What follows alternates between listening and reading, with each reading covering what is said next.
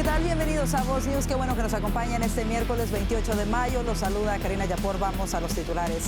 El Departamento de Estado anuncia nuevas restricciones a las visas de autoridades extranjeras que sean cómplices de censurar a los estadounidenses. Tenemos el reporte desde Washington, D.C. Además, el exdirector de Doge, Elon Musk, confiesa estar decepcionado con el proyecto presupuestario de Trump. Le diremos por qué. Y en nuestro segmento de tecnología, Juan Guevara nos trae los últimos avances tecnológicos de la inteligencia artificial. Esto y más en Voz News, que comienza.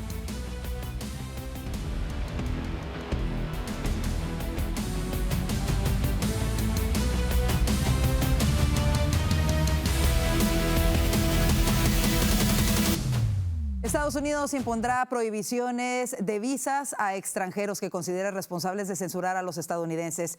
Esta medida se suma a una lista de anuncios que incluye restricciones para visas de estudiantes. Juan Esteban Silva nos cuenta los detalles desde Washington, D.C. Hola Karina, televidentes de Voz News. Bien, el gobierno de los Estados Unidos anunciando nueva política de restricción de visas, esta vez orientada a sancionar a funcionarios extranjeros o personas que, según Washington, influencers, estén involucrados en intentos por censurar a ciudadanos de los Estados Unidos cuando esas expresiones ocurren dentro del país. La medida la explica la portavoz del Departamento de Estado en diálogo con Voz News, Natalia Molano. Es que es inaceptable que funcionarios extranjeros emitan órdenes de arresto a ciudadanos estadounidenses por publicaciones en redes sociales, en plataformas estadounidenses, mientras se encuentren físicamente en territorio estadounidense. En otras palabras, una medida que además, por supuesto, afecta a funcionarios extranjeros señalados de promover censura, pero también ha dicho, por ejemplo, el presidente Donald Trump hoy, justamente a propósito de esa restricción de visado de estudiantes, que ese es el otro tema en el que se endurecen las medidas del gobierno Trump, que, por ejemplo, casos como el de Harvard es la muestra de lo que ocurre cuando en el seno de una institución tan prestigiosa se generan temas como antisemitismo. De hecho, el presidente Trump, por ponerles un ejemplo, ha acusado a Harvard de permitir el ingreso de estudiantes extranjeros que, según él, promueven ideas contrarias a los valores de la seguridad de los Estados Unidos. But I want to make sure that the foreign students are people that can love our country. We don't want to see shopping centers exploding. We don't want to see the kind of riots that you had. And I'll tell you what, many of those students didn't go anywhere. Many of those students were troublemakers caused by the radical left lunatics in this country. Y las declaraciones llegan justamente, como les cuento, mientras el Departamento de Estado suspende estas entrevistas para nuevas visas de estudiantes, implementa un nuevo filtro de seguridad nacional que incluiría revisión de redes sociales, antecedentes ideológicos, entre otras. Desde esa misma oficina, el Departamento de Estado, la también portavoz Tammy Bruce, cerró la jornada asegurando que esta política no es xenofóbica, sino una defensa de principios y de la seguridad de los Estados Unidos. We do know, though, that we take very seriously the process of vetting who it is that comes into the country.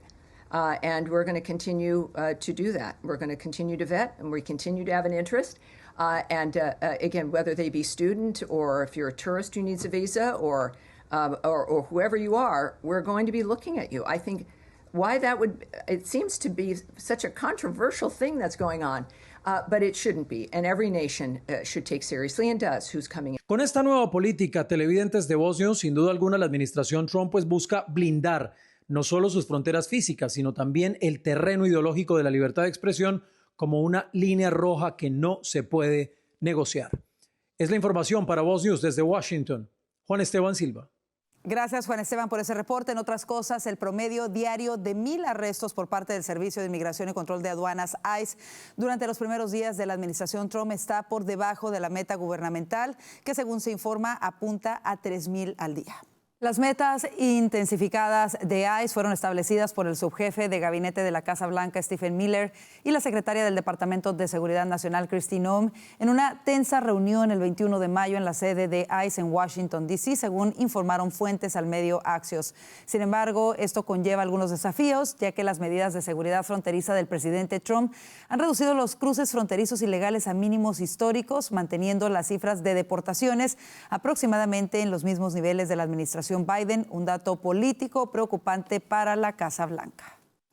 Y las autoridades arrestaron a la mujer sospechosa de haber chocado mortalmente contra una joven de 18 años que se encontraba en un kayak en el lago de Grapevine, Texas, el pasado domingo. La mujer fue identificada como Daikerlin Alejandra González González y se le acusa de la muerte de la joven Ava Moore tras chocar contra ella en una moto acuática mientras la víctima estaba en un kayak. La mujer huyó del lugar sin prestar auxilio a la víctima, quien recientemente había terminado el primer año de preparación para la Fuerza Aérea. También fue arrestado Michael Coello Peroso, de 21 años, acompañante de González, y quienes al intentar huir chocaron dos vehículos. González enfrenta cargos de muerte imprudencial en segundo grado y se le fijó una fianza de $500,000, mientras que Peroso enfrenta cargos de accidente involucrando lesiones. Estos cargos podrían aumentar. El procurador de Texas señaló en un comunicado que ambos sospechosos son ciudadanos venezolanos y se encontraban ilegalmente en el país. Y 8 personas fueron detenidas en una contraprotesta y una manifestación de un grupo religioso frente al ayuntamiento de la ciudad de Seattle. Un grupo religioso protestó frente al ayuntamiento de la capital del estado de Washington tras un fin de semana de disturbios en el parque Carl Ardenson. El grupo se pronunció en contra de lo que se describe como intolerancia religiosa, específicamente contra los comentarios del alcalde Bruce Harrell. El subdirector del FBI, Don Bongino, declaró el martes que había solicitado una investigación sobre las acusaciones de violencia selectiva contra estos grupos religiosos y señaló que la libertad de religión no es una sugerencia. Y el presidente Donald Trump afirmó que Canadá estaba considerando renunciar a su condición de Estado a cambio de la protección gratuita del propuesto sistema de defensa antimisiles conocido como Cúpula Dorada, a pesar de que las autoridades canadienses han afirmado repetidamente que el país no está en venta. Le dije a Canadá que desea con todas sus fuerzas formar parte de nuestro fabuloso sistema Cúpula Dorada, que costará $61,000 millones si siguen siendo una nación separada, pero desigual, pero que no costará nada si se convierten en nuestro preciado estado número 51. Así lo escribió en un mensaje en su red social Truth Social. Están considerando la oferta, afirmó el presidente. Y un informe publicado recientemente revela que los demócratas planean invertir $20 millones como parte de un elaborado plan para recuperar el voto de todos los hombres jóvenes que el presidente Donald Trump se llevó en las últimas elecciones. La iniciativa recomienda, entre otras cosas llevadas al extremo, la compra de anuncios en videojuegos online. Esto de acuerdo a un artículo publicado en el diario The New York Times.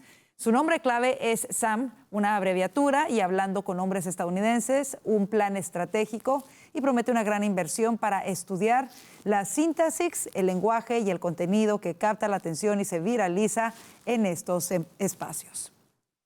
En más información, Elon Musk ha dicho en una entrevista que está decepcionado con el gran y hermoso proyecto de ley del presidente Donald Trump.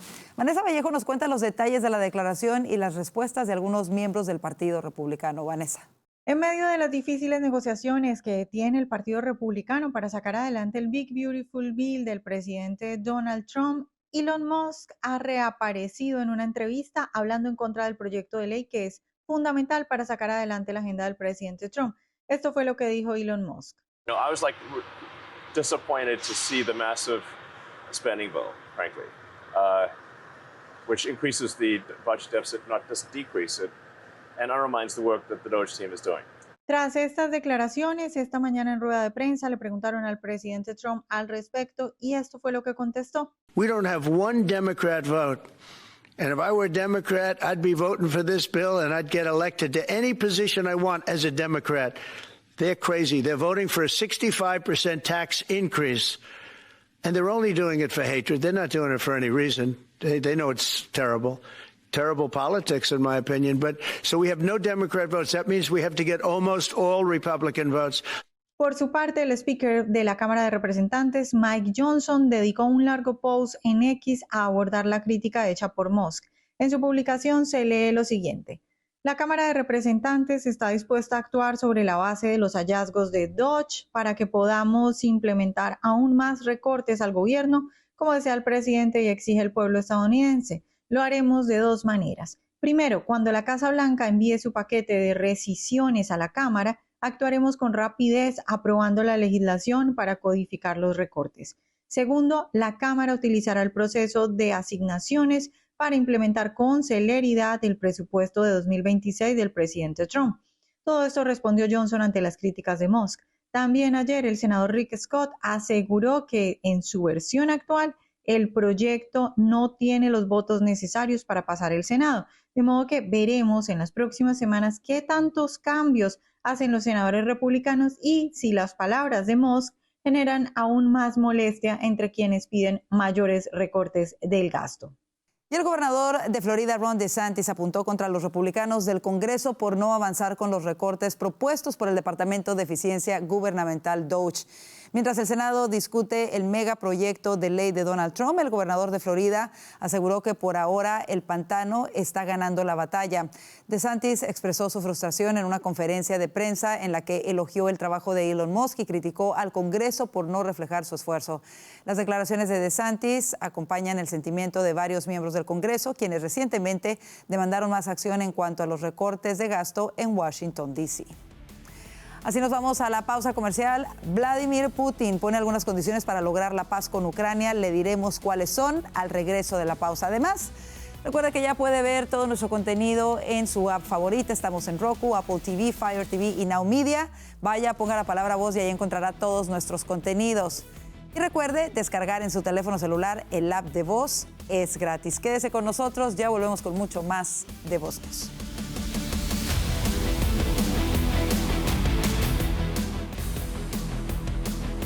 El vicepresidente J.D. Vance pronunció un contundente discurso en la conferencia anual de Bitcoin en Las Vegas, en donde ratificó el apoyo de la administración Trump hacia los activos digitales. Vance aseguró que todavía posee una buena cantidad de Bitcoin, señalando así su compromiso personal con la causa de las criptomonedas. El Bitcoin se ha revalorizado de una manera vertiginosa en los últimos meses. Fue a comienzos de diciembre, con el nombramiento de Paul Atkins como presidente de la Comisión de la Bolsa de Valores, cuando la cotización del activo digital superó por primera vez la barrera de los $100,000.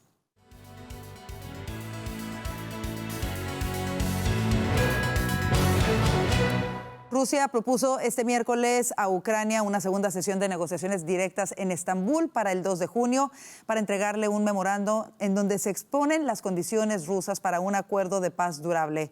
Nuestra delegación, dirigida por Vladimir Medinsky, está lista a presentar este memorando a la delegación ucraniana y a suministrar las explicaciones necesarias en un segundo ciclo de negociaciones directas en Estambul, declaró el ministro ruso de Relaciones Exteriores, Sergei Lavrov, en un comunicado.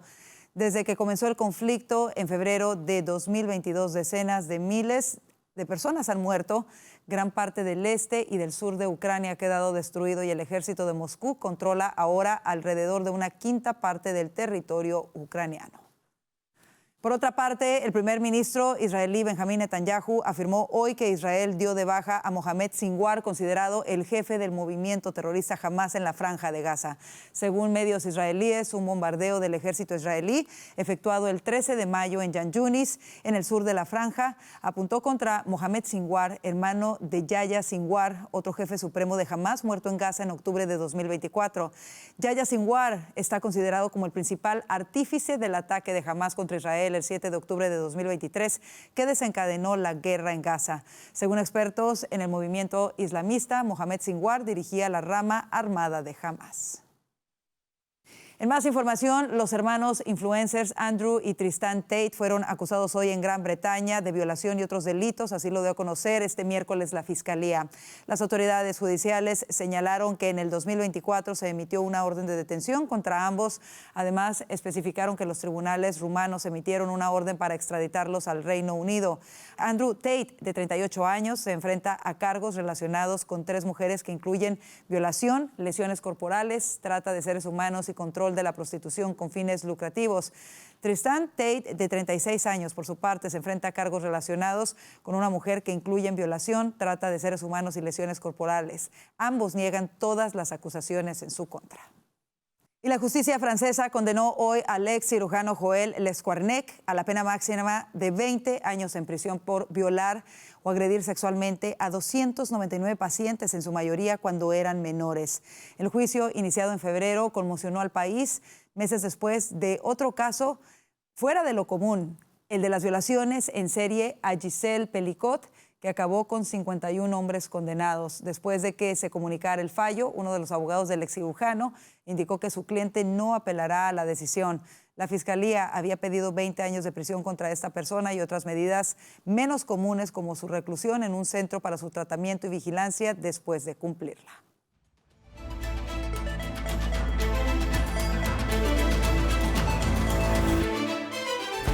Un grupo de 90 migrantes venezolanos deportados de los Estados Unidos regresó el martes a Venezuela en un vuelo procedente de Honduras, así lo informó el Ministerio del Interior del régimen de Maduro. Las autoridades informaron que en ese vuelo arribaron 79 hombres y 11 mujeres en un avión de la aerolínea estatal venezolana Conviasa. Según cifras oficiales de ese país, ya son 4.888 los venezolanos que han retornado al país desde el pasado febrero. Aunque Estados Unidos no tiene relaciones diplomáticas con el régimen madurista, la presión de la administración republicana ha influido en que Venezuela acepte a sus connacionales deportados. Pedro Urruchurtu, uno de los rescatados de la Embajada de Argentina en Venezuela, dijo estar convencido de que la administración republicana está alineada con la estrategia de la líder de la oposición, María Corina Machado, para conquistar la libertad del país caribeño. Escuchemos parte de lo que dijo a nuestro compañero Williams Perdomo en una conversación con Voz.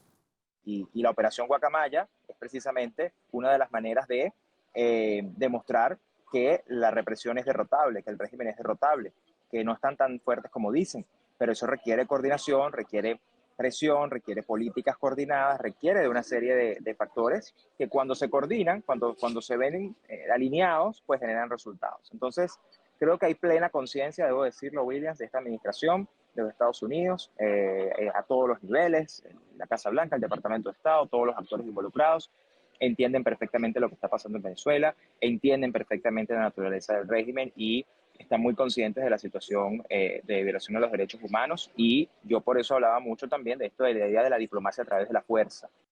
Para escuchar la entrevista completa, vaya ahora mismo a nuestro canal de YouTube. Nos encuentra como @VozMedia o a nuestra página web www.voz.us.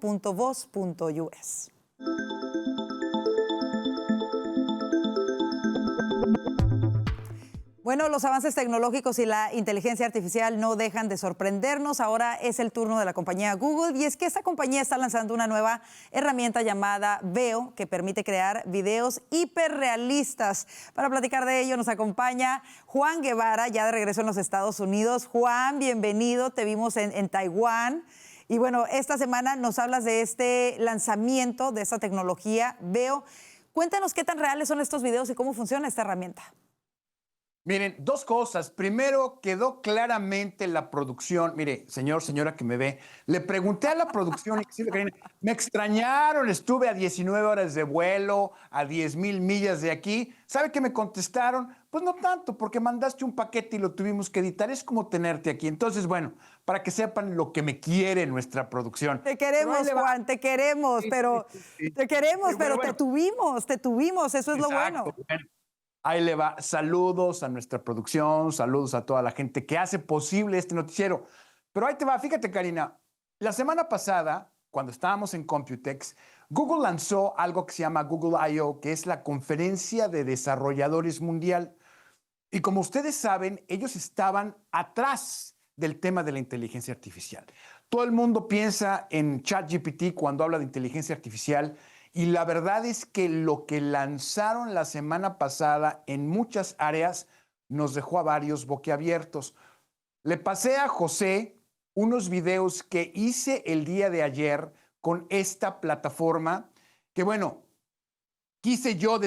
no le puedes poner, genérame un video de Steve Jobs hablando con un robot porque entonces te lo bloquea. Pero todos estos videos, esta güerita que me recetó el doctor, es irreal. Esta que ven aquí así, me tomó 10 minutos diseñarla con esta herramienta. Entonces, lo que estamos empezando es que Google Veo es una herramienta en donde puedes crear videos cinemáticos, literalmente en segundos. Como te vuelvo a repetir, yo traté de decirle, bueno, dile a Steve Jobs, pónmelo en el cielo junto con 2 robots, etcétera, y genérame un video. La verdad es que te lo bloquea porque no puedes generar un video de alguien más. Pero lo que sí puedes hacer es, puedes generar símiles como estos que tenemos aquí, como esta güerita que me recetó el doctor, etcétera. Y son videos hiperrealistas. Ahora, ¿qué es lo que podemos ver? Me vas a preguntar, Karina. Bueno, y esto en el tema de los deepfakes es riesgosísimo, porque cada vez vemos que la diferencia entre un video real y un video creado con inteligencia artificial, esta que estamos viendo, pues se vuelve imperceptible. Entonces, hay que tener cuidado con esto, ¿no? ¿Y cómo podemos, al fin de cuentas, es increíble la verdad, Juan, bueno, viendo el lado positivo, quizá puede servirle mucho a mucha gente para ilustrar proyectos, para narrar historias, qué sé yo, pero la gente normal, ¿cómo podemos darnos cuenta y cómo podemos distinguir entre algo que es fake y algo que es real? Mira, te voy a decir una cosa, cada vez se pone más difícil el tema. Sí, si van a hacer un video de redes sociales o van a ilustrar un proyecto de la escuela o un video corporativo, este tipo de herramientas son muy buenas porque pues no cuesta nada, o sea, va a ser muy barato ya producir video, ¿no? Claro. Ahora, en el tema de cómo saber si estos videos son falsos, ¿sí? Hay pequeños detalles que nos tenemos que empezar a entrenar en el ojo. Por ejemplo, si José me puede volver a poner el video donde tenemos al símil de Steve Jobs enseñándole el video, ustedes se pueden dar cuenta que existen glitches en ese momento. Y, por ejemplo, el iPhone en la parte de arriba señala las horas equivocadas. Entonces, por ejemplo, de un cuadro a otro, la hora cambia. Si era, por ejemplo, las 4:37, lo cambio a las 5:42. Son errores que la inteligencia artificial sigue cometiendo. Por ejemplo, tienen ahí, y en el cuadro que sigue cambia a 18:37, ¿no? Claro. Entonces, son errores que hay que tener un ojo entrenado para poder verlos, ¿no? Pero tú dime, por favor, José no tiene micrófono en este momento, pero ¿qué pero le pones a mi güerita? Oye, pues ninguno. Imagínate la gente que vive estafas, por ejemplo, que hemos sabido, el FBI cada vez reporta cada 14 de febrero gente que se enamora de gente que no conoce, y lo peor de todo es que ahora quizás les van a poder mandar estos tipos de videos y va a aparecer gente real. ¡Qué miedo, Juan! No, pero precisamente por eso hablamos de esto. Claro. No es miedo. Claro. A ver qué es lo que está pasando para que la gente entienda que esta tecnología no es ni buena ni mala. Se puede utilizar para el bien, para crear contenido que empodere, contenido que eduque, contenido que puede abrir las puertas a mucha gente, y también se puede utilizar para propósitos no muy buenos, y Claro. hay que estar simplemente alerta, ¿no? ¿Sabe qué? Hay que tener muchísimo cuidado ahí en casa. Yo quiero, la verdad, que recomendarle a la gente, sobre todo a la gente mayor, que no se crean todo lo que ven en las redes sociales. En YouTube salen anuncios creados con inteligencia artificial, en donde ponen la imagen de periodistas reconocidos hablando supuestamente de remedios milagrosos a enfermedades y este tipo de cosas. Cuídese mucho, no son verdaderos. Lamentablemente hay mucha gente que toma estas herramientas como la inteligencia artificial para engañar a los demás. Por eso aquí tenemos a Juan Guevara para advertirnos de todo ello. Gracias, como siempre, Juan, por compartirnos esta valiosa información. Pórtense mal, cuídense bien y cuestionen todo lo que vean. Así es.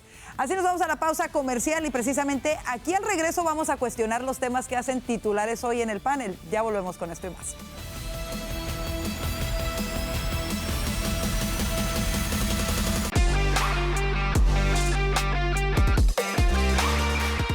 El secretario de Estado, Marco Rubio, informó que Estados Unidos impondrá prohibiciones de visas a ciudadanos extranjeros que considere que censuran a los estadounidenses. Para hablar a profundidad de ello, le damos la bienvenida a Vanessa Vallejo, analista político de Voz, Alfonso Aguilar, abogado y analista político de Voz, y Orlando Avendaño, periodista y analista político de Voz. Comencemos con esto, con las declaraciones de Rubio. Él dice que es inaceptable que funcionarios de otros países emitan o amenacen con órdenes de arresto por publicaciones en redes sociales realizadas en suelo estadounidense. ¿A quién podría estarse refiriendo el secretario de Estado, Orlando? Bueno, tenemos el caso de Elon Musk, ¿no? Que Europa ha amenazado y el Reino Unido también han amenazado con cárcel, etcétera, por su postura y por supuestamente apoyar a la extrema derecha, como lo ha acusado Europa de eso. El caso de la persecución contra la libertad de expresión en países occidentales, sobre todo en Europa, en países hoy en manos del liberalismo progresista, ¿no? Estos que creen que amén de la inclusión, entonces vamos a imponer la censura, es muy peligroso. Y yo creo que lo que está anunciando Marco Rubio es simplemente el retorno de los intereses de la política exterior de Estados Unidos con los intereses nacionales de Estados Unidos, con los intereses históricos de Estados Unidos, con los principios fundacionales de Estados Unidos. La libertad de expresión es prácticamente una columna que sostiene al país, es uno de los elementos que ha determinado el desarrollo de Estados Unidos como una nación próspera y libre. Y yo creo que el hecho de que Marco Rubio quiera resguardar este principio, incluso fuera de las fronteras, es de alguna manera una gran noticia que se enmarca con la defensa de los intereses de Estados Unidos. Ahora, ¿qué tipo de publicaciones por parte de los estadounidenses podrían ser censuradas en otras partes del mundo y quiénes podrían verse afectados o recibir las consecuencias de este tipo de censura, Vanessa? Pues yo no sé exactamente a quién se está refiriendo el secretario Rubio, pero yo creo que lo que sí veo claro es que no solo, digamos, en países más extremos, que es evidente que pueden hacer este tipo de amenazas como en el Medio Oriente, sino que nosotros hemos estado viendo en los últimos meses, como por ejemplo en Inglaterra, ciudadanos de allá se los mete a la cárcel por posts que ponen en X. Entonces, yo creo que es una forma también del Departamento de Estado de proteger a sus ciudadanos, de decirle al mundo entero que no lancen amenazas contra sus ciudadanos, que ni siquiera ese tipo de cosas desde otros países son válidas y creo que es simplemente como que va en línea con esa política del Departamento de Estado bajo la administración Trump de alertar a los demás países para que no hostiguen y respeten a los americanos. A mí, de alguna manera, me recordó un poco el mensaje de J.D. Vance a los miembros de la OTAN, en donde él también estaba diciendo, decía precisamente lo que Vanessa está diciendo, la persecución que se ha dado en muchos países europeos contra sus propios ciudadanos, principalmente aquellos que defienden los valores tradicionales. ¿Cómo ves esta medida, Alfonso, y cuáles podrían ser los retos de tomar esta medida en contra de gobernantes extranjeros que decidan censurar a estadounidenses? Bueno, francamente necesito más detalles porque todavía no está muy claro qué es lo que pretenden y cómo lo harían. A primera instancia me parece un poquito contradictorio el mensaje de la administración, porque esta administración ha hablado de defender la soberanía de los países. Entonces, el tratar de nosotros, yo creo en la libertad de expresión, obviamente. La primera enmienda la garantiza en nuestro territorio y aquí es que se tiene que garantizar. Pero el tratar de imponer nuestros principios en otros países es no respetar la soberanía de otros países. Nuestra Constitución no tiene un carácter extraterritorial. Entonces, ¿a qué se puede referir? Pues, por ejemplo, no sé, algún cristiano que haga alguna expresión a favor de su fe en un país musulmán, claramente puede ser censurado. En Europa, como reseñaba Orlando y Vanessa, si uno hace algún comentario que es considerado una expresión de odio, por ejemplo, sobre la conducta homosexual o incluso sobre los musulmanes, puede incluso terminar en prisión. Pero claro, ese es el sistema de esos países, que desde mi punto de vista está atrasado. Entonces, yo no sé si nosotros podemos, o sea, yo aconsejaría a cualquier ciudadano americano en esos países que no haga expresiones que atenten contra el régimen en esos países. O sea, necesitamos más información, pero como digo, me parece un poquito contradictorio. Pero, o sea, yo creo que Rubio es bastante claro en que esto se limita a los ciudadanos americanos, ¿no? Pudiera ser contradictorio en el hecho de que, bueno, vimos este discurso de Trump en Arabia Saudita, donde dejó claro que se acabó esa moralina de estar diciéndole a los países medio orientales cómo deben comportarse. Pero creo que aquí lo que está haciendo Rubio es velando por los intereses de sus ciudadanos, incluso cuando está metido. Piensa que un activista gay, LGBT, vaya a Arabia Saudita y le diga al entrar, mire, usted no puede hacer expresiones, no lo vamos a dejar entrar. O lo dejan entrar y después le advierten, si usted hace alguna expresión lo vamos a penalizar. Pues mira, ese es el sistema de Arabia Saudita. Yo es que, no sé, necesitamos más información, pero me parece un poquito contradictorio. No, hay que ver cuál es la reacción de otros países, pero de un punto de vista, incluso esa visión populista, nacionalista, me parece contradictorio, porque esto parece algo que haría la administración Biden. Yo creo que la verdad es que hasta ahora, como se ha manifestado, queda de alguna manera ambiguo y es por eso que estamos especulando tanto a qué se podría referir en específico. Por otra parte... Pero fíjate que Orlando inmediatamente defendió a Marco Rubio. O sea que quería establecer eso de entrada. Bueno, yo creo que si se está hablando de negar el beneficio de una visa a un gobernante extranjero que ha censurado la libertad de expresión de un estadounidense, me hace sentido, porque entonces, evidentemente, como secretario de Estado está diciendo, bueno, nosotros no vamos a permitir que gobernantes de otros países censuren la libertad de expresión de estadounidenses, pero dice que emitan en los Estados Unidos, no en sus países, Alfonso. No, entendí, eso se entiende, pero es una forma de tratar de influenciar el ordenamiento jurídico, la cultura en esos países. Además, mira la sanción, es quitar una visa. La visa es un privilegio para entrar a Estados Unidos, ¿no? No estás amenazando con sanciones económicas, no estás amenazando con ninguna medida que afecte a ese... Pero una administración demócrata aprovecharía ese tipo de política. Y de hecho, la administración Biden lo hizo para quitarle visas a funcionarios en América Latina con los cuales no están de acuerdo, que son pro familia. Fíjate como en Guatemala la administración Biden, sin evidencia realmente, le quitó visas a políticos guatemaltecos sencillamente porque eran conservadores. O sea, a mí eso me preocupa. Y como te digo, puede ser utilizado por la izquierda para penalizar a funcionarios extranjeros que no han cometido ningún delito y que no han hecho nada. Bueno, definitivamente necesitamos más información en a quién se refiere. Ojalá que en los próximos días podamos tener un poco más de contexto para clarificarlo, pero muy buena el intercambio de ideas sobre este tema. Vámonos, sin embargo, al otro, porque también está haciendo titulares, y es que el exdirector de Doge, Elon Musk, confesó en una entrevista con la cadena CBS que se siente decepcionado con el proyecto de presupuesto del presidente Trump. En su opinión, este proyecto socava el trabajo que él realizó para el presidente con el fin de reducir el gasto público. Vanessa, ¿tú crees que tiene razón Elon Musk y por qué? ¿A qué se refiere específicamente? Yo creo que todos los lados tienen razón. Porque ¿Cómo es posible? Es cierto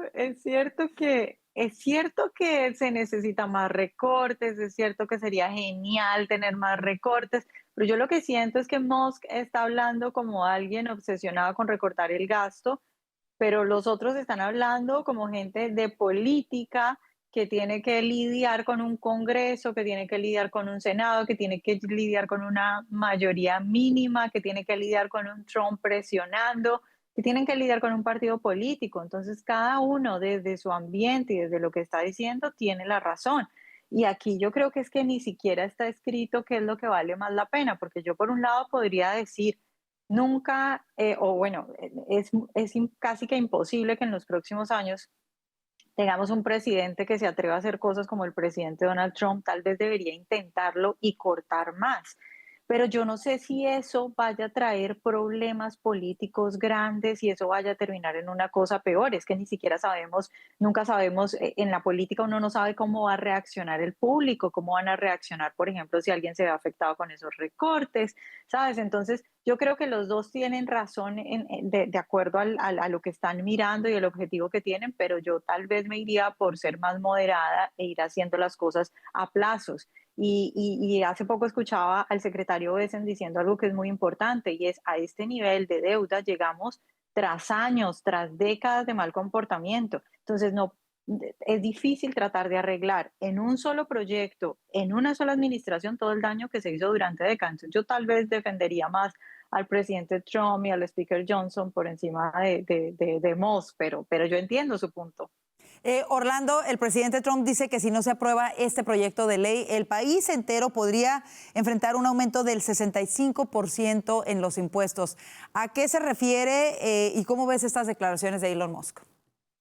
Bueno, el proyecto de ley efectivamente no es óptimo y no es solo Musk el que lo ha planteado, ¿no? Hay varias voces que incluso no son ni siquiera los conservadores fiscales, ¿no? El ala más purista en ese sentido. Veíamos hace un par de días al senador Rick Scott un poco ventilando la misma inquietud sobre que el proyecto de ley no es lo suficientemente rígido en cuanto al recorte.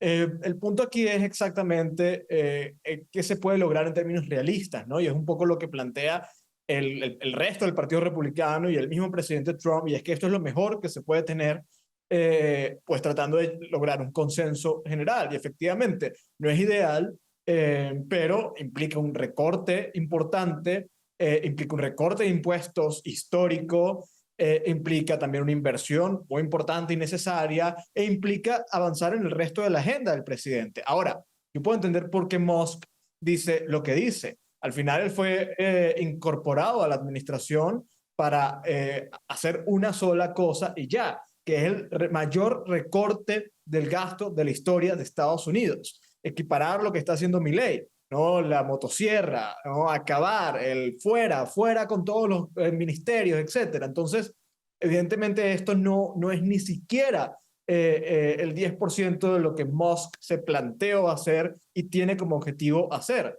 Y efectivamente, él puede que con este proyecto de ley pues no pueda realmente lograr lo que quiere hacer en cuanto a recorte del gasto. Y yo entendería la frustración de Elon Musk y probablemente en este gobierno no se logre ese recorte para el que fue creado Doge. Alfonso, bueno, este proyecto de ley ya se encuentra en el Senado. Como lo escuchamos, varios senadores se han manifestado en contra, quieren cambios, quieren recortes más extensivos. La pregunta es, ¿realmente van a lograr hacer cambios a este proyecto que ya fue aprobado en la Cámara de Representantes?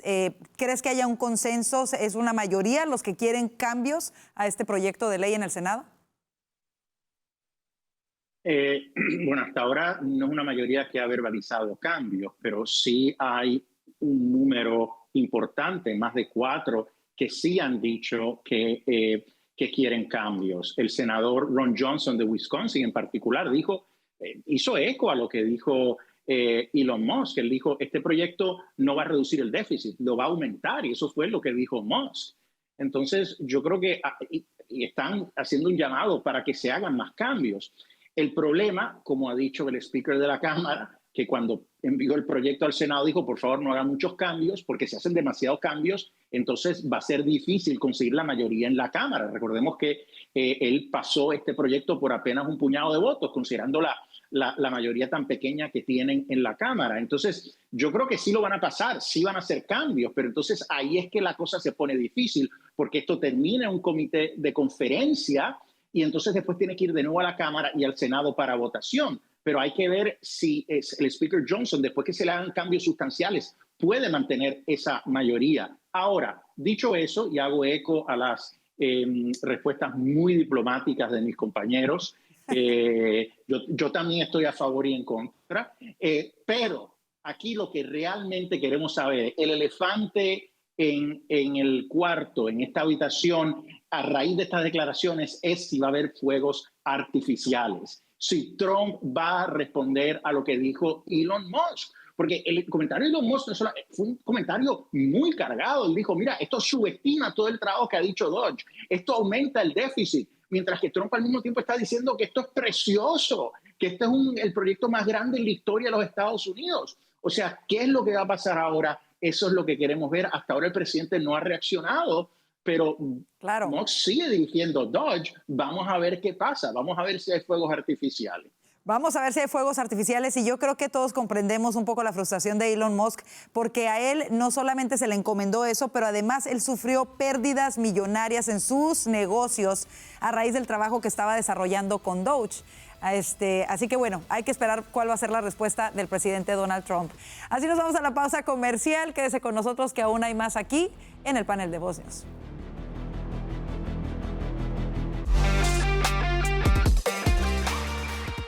Como le informamos, de acuerdo a un reporte del medio digital Axios, el subjefe de gabinete de la Casa Blanca, Stephen Miller, y la secretaria del Departamento de Seguridad Nacional, Kristi Noem, quieren que el promedio diario de arrestos de personas ilegales por parte de ICE se eleve a 3,000. Regresamos con nuestros analistas para discutirlo. Una de las primeras preguntas es si esta cifra de arrestar a 3,000 personas que se encuentren ilegalmente en el país es realista y sostenible.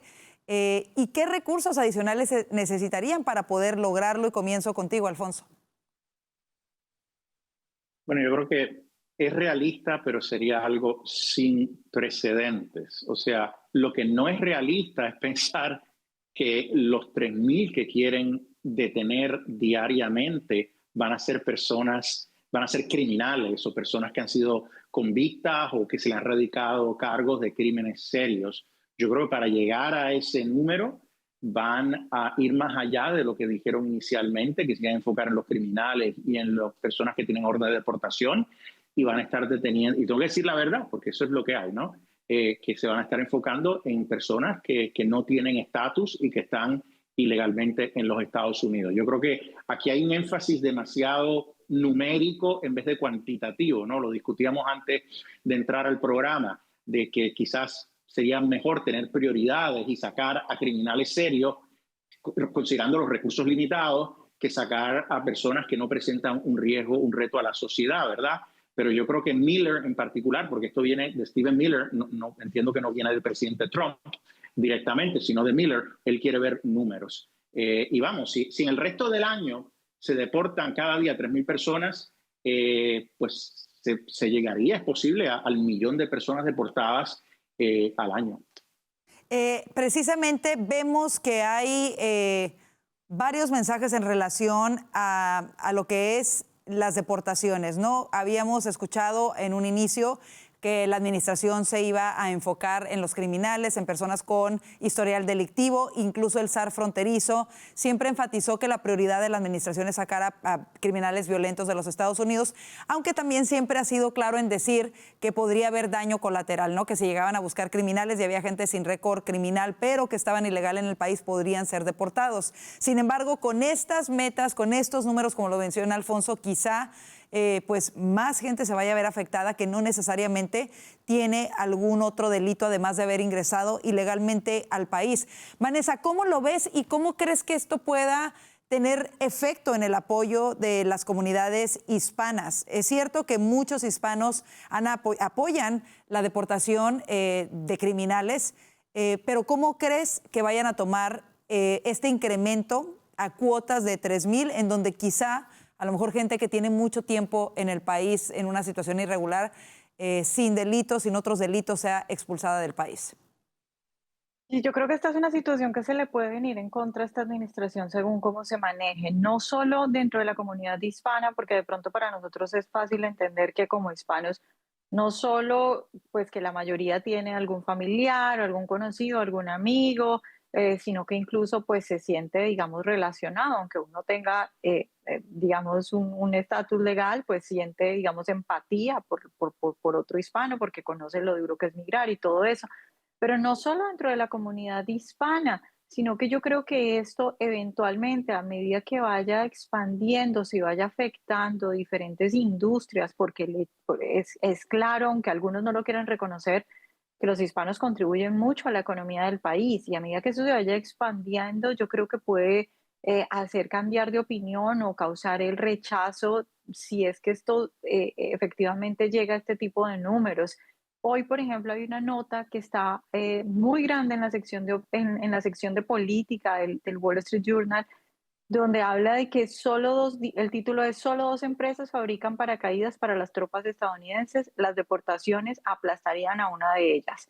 Esto solo por dar un ejemplo de cómo el americano normal, que de pronto en general está de acuerdo con las deportaciones, si esto se llega a estos números, a deportar miles de personas o millones de personas que simplemente están trabajando, pues se puede ver afectado y puede terminar diciendo, bueno, tal vez lo que queremos sí es que deporten a los malos, pero tampoco obsesionarnos con este número de cifras. Entonces yo creo que la administración sí debería estar pensando eso, y yo creo que eventualmente a medida que salgan más de estos artículos mostrando el daño que se puede ocasionar en la economía, puede ser que podamos ver, digamos, que reconsideren eso. No Miller, pero el resto sí. ¿Qué papel podrían aquí jugar otros miembros de la sociedad? Como por ejemplo, en este caso vamos a hablar de empleadores. Personas que tienen una compañía de construcción, los que tienen restaurantes, los que tienen hoteles, muchas otras industrias en donde tienen empleadas a muchas personas trabajadoras que no tienen una visa de trabajo, que no tienen un estatus legal en el país. ¿No sería de pronto a lo mejor bueno que todos estos que podrían ver sus intereses afectados se sentaran a hablar con la administración, a hablar del impacto que estos trabajadores tienen en su industria y llegar a un tipo de regularización de quienes están trabajando honestamente sin tener un récord criminal? Orlando, ¿crees que eso podría ser algo viable? ¿Podría suceder? ¿Podría ayudar de alguna manera? Completamente. Es que, a ver, abordar el problema migratorio y la deportación de una manera sensible es lo mejor que podría hacer la administración, porque es que esta administración llegó y fue electa el año pasado precisamente porque apelaba a las clases trabajadoras, precisamente porque apelaba al hispano que estaba harto de lo que sucedía en sus países. Esa masa que está ahí, que está latente y que está atenta a cuánto va a ser afectada en los próximos meses, ha sido fundamental para la elección de Donald Trump. Y no solamente estoy hablando de gente que puede votar, incluso gente que no puede votar, pero que está por diferentes razones en Estados Unidos, bien sea por estatus de protección temporal o lo que sea, favorece a la administración. ¿Por qué? Porque quiere seguridad, porque quiere salir sin problema, porque está harto de la ideología de género, porque está harto de la relativización de absolutamente todo, porque quiere que le bajen los impuestos, porque quiere generar dinero y generar riqueza, y eso es lo que ofrece esta administración. Entonces yo creo que si esta administración aborda el tema de las deportaciones de manera sensible, es decir, entendiendo que quizás el trabajador honesto que quiere regularizarse apoya sus medidas y está ahí y eventualmente puede ser un elector o tiene un jefe que es un elector, etcétera, yo creo que podría cuidar a un grupo de electores que es fundamental. Yo creo que las empresas tienen que unirse, pero también tienen que unirse a los congresistas y dejar el miedo que esto les afecta, porque muchos congresistas son lo que son por el electorado hispano, electorado que tiene un familiar que puede ser afectado, un trabajador que puede ser afectado, un amigo que puede ser afectado, como decía Vanessa. Yo creo que es importante cuidar esa población, porque si algo ha logrado este partido republicano, y ha sido un logro histórico y un logro que tienen que preservar con las uñas, es atraer al votante hispano. Perderlo sería letal para el Partido Republicano. Por supuesto, yo creo que para preservarlo sería muy importante que perdieran el miedo a ver los puntos positivos de la inmigración. Yo creo que sí tiene que haber un balance. Por supuesto que todo... El problema... Adelante, Alfonso. Karina, perdona que te interrumpa, pero el problema es que yo creo que Donald Trump sí está escuchando a sus empresarios. Muchos son amigos de él y por eso recientemente en una conferencia de prensa él dijo que necesitaba a esos inmigrantes. El problema realmente es Miller, que viene del sector más restriccionista del movimiento conservador. Esa gente no tiene comunicación con los gremios comerciales porque creen que es la empresa privada que se ha aprovechado de los inmigrantes ilegales y que no le están ofreciendo puestos de trabajo a los ciudadanos americanos, que eso sencillamente no es cierto. Miller incluso favorece el limitar la inmigración legal a los Estados Unidos. O sea que ese es el problema, ¿no? Yo creo que el presidente es importante que asuma el control, la dirección de la política migratoria y yo creo que es posible que pase, como decía Vanessa, si él ve las consecuencias, pero tendría que ser el presidente Trump que haga esa corrección, porque creo que Miller no lo haría. Sobre todo cuando es el presidente Trump el que quiere traer la industria manufacturera de regreso a los Estados Unidos, quiere traer más producción, pues para eso se va a necesitar evidentemente más mano de obra, entonces se podría tomar ventaja de alguna manera de mucha gente trabajadora que quizá ya está aquí en el país desde hace mucho tiempo, ¿no? Entonces, sin duda alguna es un tema que vamos a seguir muy de cerca, que le interesa muchísimo a la comunidad hispana y que tiene sus dos ángulos, como siempre los discutimos aquí. Vámonos al siguiente tema, porque también es importante. El subdirector del FBI, Dan Bongino, ayer martes dijo que había solicitado una investigación sobre las acusaciones de violencia selectiva en contra de grupos religiosos. Todo esto después de que un grupo conservador evangélico realizó una manifestación en el ayuntamiento de Seattle en respuesta a las acusaciones del alcalde, que culpa a los cristianos de haber iniciado una manifestación el fin de semana que se volvió violenta. ¿Cómo puede la administración Trump garantizar la protección de los derechos de la primera enmienda para los grupos religiosos como los cristianos, en este caso en Seattle, que sufrieron agresiones el fin de semana? Vanessa, comienzo contigo.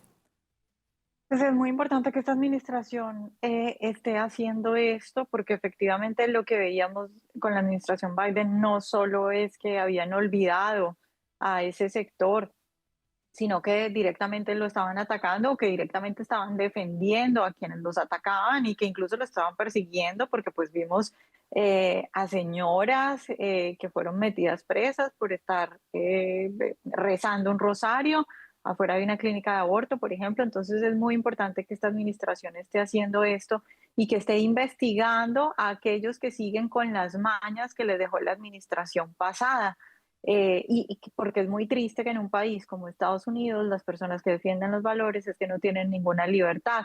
Y creo que ya cuando se llega a este nivel, porque en las imágenes, por ejemplo, estamos viendo a esta gente gritar cuando la mamá tiene un niño en las manos y otro niño está llorando a un lado, y uno ve ahí, uno lo que dice es dónde está la empatía, ¿no? Es decir, si ves a una persona y a un niño en esa situación, pues mejor no gritas, mejor te retiras, aunque esa persona te caiga mal, pero cuando se ha cruzado esos límites, es importante que la justicia actúe, es importante que desde el gobierno, a veces los gobiernos corrompen a la gente, y eso fue lo que pasó con la administración Biden. Esta gente hace este tipo de cosas y utiliza incluso la violencia porque durante años fueron aupados y protegidos por la administración Biden, una administración que, como digo, corrompió a la misma gente y la impulsó a hacer este tipo de cosas. Entonces es fundamental que ahora se esté haciendo lo contrario. Claro, veíamos precisamente estas imágenes. Aquí se destacaba en la red social X un incidente en donde activistas LGBTQ rodearon a esta mamá de familia que tenía a su bebé en las manos y a su niño en la otra mano, el niño que estaba llorando. Y como lo comentábamos, muchas veces los manifestantes pro vida o conservadores o cristianos simplemente salen a protestar en familia, ¿no? Las mamás con sus hijos y todo esto. Eso, de alguna manera, no sé, me parece terrible, como tú lo dices, que sea rodeada por adultos que prácticamente los están empujando, insultando. ¿Cómo lo ves, Orlando? ¿Cómo ves la medida de que ahora el FBI va a investigar esto? Bueno, es fundamental. Mira, aquí no hay que aplicar alguna medida extraordinaria o ir un poco más allá. Se trata de simplemente imponer el Estado de Derecho, ¿no? Resguardar pues, la igualdad ante la ley de todos. Tan simple como que nadie puede agredir a otra persona por estar manifestando. Es simple y llano. Y en teoría esto es Estados Unidos, esto no es Nicaragua, Corea del Norte, Venezuela, o no sé, una nación europea autoritaria como ahora se estamos viendo, en el que tú no puedas ir con tu familia a manifestarte. Yo creo que llevar a tu bebé a una manifestación, además una manifestación pro vida, una manifestación pues religiosa, que en teoría pues es muy sana, no debería tener ninguna alteración, debería ser algo normal, no debería implicar algún tipo de riesgo. No obstante, estamos en el país donde a estos grupos los han alentado y les han dado la impresión de que pueden actuar con impunidad, pueden agredir a quien quieran y no va a pasar nada. Por eso es fundamental que la administración investigue a fondo y haga pagar las consecuencias a quienes agredieron a las personas en estas manifestaciones. Alfonso, ¿quién podría estar detrás de estas agresiones? O sea, ¿es nada más que estos grupos simple y sencillamente quieren agredir a los conservadores de alguna manera? ¿Están organizados, no están organizados? Y cómo también interpretar, ¿no? Porque ellos pueden manifestarse. Muchas veces hemos visto en diferentes tipos de manifestaciones que hay daños a la propiedad y nadie les hace absolutamente nada. Y en este caso, el alcalde de Seattle culpa a los activistas cristianos de haber provocado este desorden. Entonces, ¿no pueden los activistas cristianos o las familias manifestarse porque van a ser ellos los culpables si alguien más los agrede, o cómo lo debemos interpretar? Bueno, eso es lo increíble, lo que está sucediendo en estos estados progres, estos estados woke de extrema izquierda. Ayer hablábamos de Massachusetts, como una escuela en Massachusetts impide que un niño lleve una camisa a la escuela que dice que solo hay dos sexos, ¿verdad? Cuando permiten abiertamente que la gente se exprese a favor de la ideología de género, de la agenda trans, quieren que los niños participen en deportes de mujeres, etc. Y ahora vemos en Seattle que los cristianos no pueden manifestarse. Y es todo organizado, o sea, definitivamente. Son estados donde no solo los políticos son de izquierda, pero hay que reconocer que el país está polarizado, y en estos estados hay una base de la ciudadanía muy amplia que es progre, que es de izquierda. Entonces, lo que hacen en Seattle es organizar estos grupos de contraprotesta para tratar de silenciar a esta gente, para que no vuelvan a manifestarse, porque no lo quieren escuchar. Esto es la dictadura del pensamiento. O sea, garantizamos la libre expresión con tal que estés de acuerdo con nosotros. Si eres conservador, si eres cristiano, eres antidemocrático y hay que callarte. Esa es la mentalidad que ellos tienen. Entonces, la intervención del FBI es sumamente importante. La única manera que nuestra democracia puede prevalecer es si ambos lados permiten la expresión, ¿verdad? Y obviamente que no incurran a la violencia. Al mismo tiempo, también es importante reconocer lo que es verdad y lo que no es verdad y lo que no es sano, pues eso sí se debe prohibir, ¿verdad? Por eso podemos tener un sistema liberal como tenemos en Estados Unidos, pero como lo querían los fundadores de nuestra nación, que esté guiado por esa verdad y esos derechos que son evidentes, ¿no? Por lo que decían en la Declaración de Independencia, siguiendo God's nature, la naturaleza de Dios, que establece los límites al sistema libre. Así es, eso es la clave de la fundación de este país. Como siempre, muy, muy interesante escuchar sus puntos de vista sobre todos los temas que nos aquejan. Gracias, Alfonso Aguilar, Vanessa Vallejo y Orlando Avendaño. Y gracias a ustedes por su preferencia. Queremos invitarlos a seguirnos a través de nuestras redes sociales y, muy importante, a suscribirse a nuestro canal de YouTube. Nos encuentra como @VozMedia. Que tenga una excelente noche. Si Dios lo permite, le esperamos mañana. Bendiciones.